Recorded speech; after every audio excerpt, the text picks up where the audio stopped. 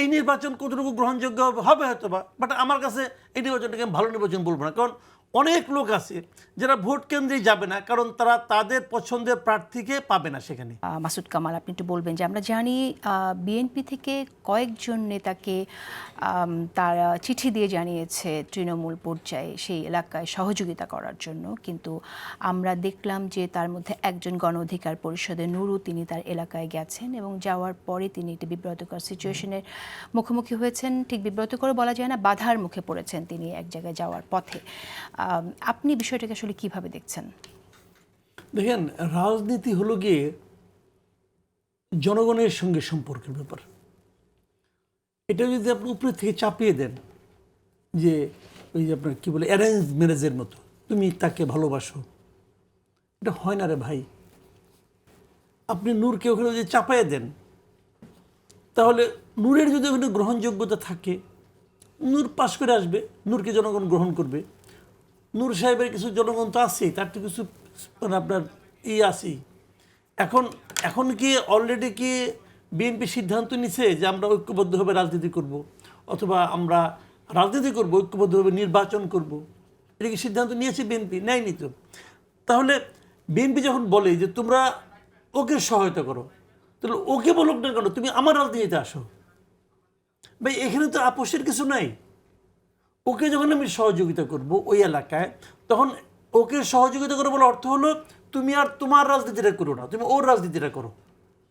আমি এই ধরনের প্রক্রিয়ারই বিরোধী, সরাসরি বিরোধী। কারণ আপনি সেন্ট্রালে করবেন আপনার রাজনীতি, এলাকায় করবেন নূরের রাজনীতি, এটা হয় না। আপনি যদি নূরকে কিছু দিতে চান দেন, তাকে আপনি টেকনিক্যাল মিনিস্টার বানাই দেন, সমস্যা তো নাই কোনো। যদি আপনার মনে হয় যে তাকে আমার রাষ্ট্র পরিচালনার জন্য তার হেল্প আমার দরকার, ওকে তাকে অন্যভাবে কাজে লাগান। কিন্তু আপনি এখনও নির্বাচনী কোনো ঐক্য হয়নি। আর তাছাড়া এখন যে জিনিসটা হচ্ছে, সামনে যে দিনটা আছে, এই দিনে নির্বাচনী ঐক্য হওয়ার দরকার নেই তো কোনো। আমি একটা বিশাল নেতা, এলাকার কেউ আমাকে চেনে না, এলাকার লোক আমাকে 10টা ভোট দেয় না। তো এই নেতারা আইনে আপনি কেন বানাবেন যে সে এমপি, সেই ওই এলাকার প্রতিনিধি? তাকে আপনি কেন মার্কাটা দিবেন রে ভাই? আমি এটার পক্ষপাতী না। এখানে আমি একটু বলি, আপনি বলছেন যে নির্বাচনে ঐক্য হবার কোনো দরকার নেই, কিন্তু আমরা এমন একটা সময়ে আছি যখন আমরা সবচেয়ে বেশি ঐক্যের কথা বলছি। তো সেই জায়গা থেকে বিএনপি একটি বৃহৎ দল, বিএনপি যদি ছাড় না দেয়, নির্বাচনে বিজয়ী হয়ে এসে রিয়েলিস্টিক্যালি অনেকের পক্ষে, অনেক ছোট দলের নেতার পক্ষে, প্রধান নেতার পক্ষে এটা সম্ভব না। তো করার কি আছে আসলে সেক্ষেত্রে? শুনেন, এই ধরনের অর্থহীন, আমি বলি আপনাকে, এই ধরনের ঐক্য অর্থহীন এই কারণে যে ঐক্যগুলো কখন দরকার?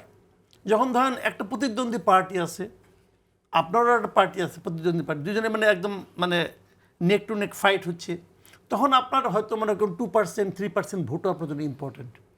কিন্তু এখন কি এই দেশে সেই বাস্তবতা আছে? নেই তো। বিএনপি যদি ভোট হয় কালকে, বিএনপি প্রতিদ্বন্দ্বী কে? আওয়ামী লীগ কিন্তু মাঠ ছাড়া করা হয়েছে। এটা যে কত বড় একটা ডিজাস্টার হয়ে যাবে আগামীতে। কোনো প্রপার শক্তিশালী, যে কথাটা আমরা সারা জীবন বলে আসছি, একটা শক্তিশালী বিরোধী দল থাকা দরকার। বিরোধী দলটা কে? কিভাবে সম্ভব হতে পারে? আমরা কিভাবে পেতে পারি শক্তিশালী বিরোধী দল? তাহলে আপনার শক্তিশালী বিরোধী দল আপনার সবাইকে সঙ্গে রাখবেন, সবাইকে নিয়ে বলবেন যে আমরা সবাই মিলে ইলেকশন করো। এখন তো সেটা হচ্ছে না। এখন তো আওয়ামী লীগ নাই, সত্য কথা বলতে আওয়ামী লীগ নাই। আপনি আওয়ামী লীগকে সরাই দিচ্ছেন যে আওয়ামী লীগ ইলেকশন করতে পারে। আওয়ামী লীগ ইলেকশন করতে ভার্চুয়ালি পারবেও না, কারণ তার তো পলিটিক্স বন্ধ করে দিচ্ছেন আপনি। যদি আওয়ামী লীগ ইলেকশন করতে না পারে, তাহলে কি হবে? এই নির্বাচন কতটুকু গ্রহণযোগ্য হবে হয়তো বা, বাট আমার কাছে এই নির্বাচনটাকে আমি ভালো নির্বাচন বলবো না। কারণ অনেক লোক আছে যারা ভোট কেন্দ্রে যাবে না, কারণ তারা তাদের পছন্দের প্রার্থীকে পাবে না সেখানে, পাবে না তো।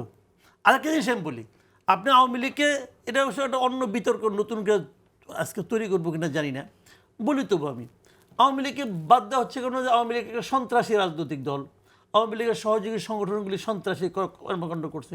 আমি একটা কথা বলি আপনাকে ভাই, বাংলাদেশের আমার যা দেখছেন এ পর্যন্ত, বাংলাদেশের সন্ত্রাসী রাজনৈতিক দল হলো গিয়া যে দলটা সরকারে থাকে তারা, যারা সরকারে থাকে তারা হলো সন্ত্রাসী রাজনৈতিক দল। ছাত্রলীগের একটা সন্ত্রাসী কর্মকাণ্ড করলো, প্রশাসন তাকে দেখেও তারা ধরে না, সে পিস্তল দিয়ে সবার সামনে গুলি করলো, সেই ছবি সবার কাছে আসলো, পুলিশ তাকে ধরে না। কেন ধরে না? কারণ ছাত্রলীগের লিডার, ছাত্রলীগের উপরে, মাথার উপরে সরকার আছে। যারা নাকি সরকারের ছত্র ছায়া থাকবে তারাই সন্ত্রাস করবে। এখন সরকারে যদি কালকে জামাত আসে, কালকে শিবির হবে সন্ত্রাসী দল। সরকারের ছত্রছায়াকাল করে যদি বিএনপি আসে তাহলে দেখবেন ছাত্রলীগ হয়ে গেছে সন্ত্রাসী দল। এখন কি হচ্ছে সারা দেশে? সারা দেশে এখন কারা এই চাঁদাবাজি করছে, সারা দেশে কারা এখন করছে, জবরদখল করছে, নাম শোনা যাচ্ছে কার কার, হয় বিএনপির অথবা জামাতের। কই এখন তো আওয়ামী লীগের নাম শুনি না। এত প্রতাপশালী আওয়ামী লীগ কই গেল এখন? জামাতের বিএনপির নাম আসে কেন, অথবা এনসিপির নাম আসে কেন? কারণ এরা সরকারের কাছ থেকে এক ধরনের সহায়তা পায়, অথবা লোকাল প্রশাসন মনে করে এরা সরকারের লোক, এদের কিছু বললে আমরা ঝামেলায় পড়তে পারি। এবং যখন লোকাল প্রশাসন আপনাকে ছাড় দিচ্ছে তখন আপনি সন্ত্রাস করার আপনার একটা ক্ষেত্রই তার জন্য অনুকূল হয়ে যায়। তো এটাই হয় এখানে।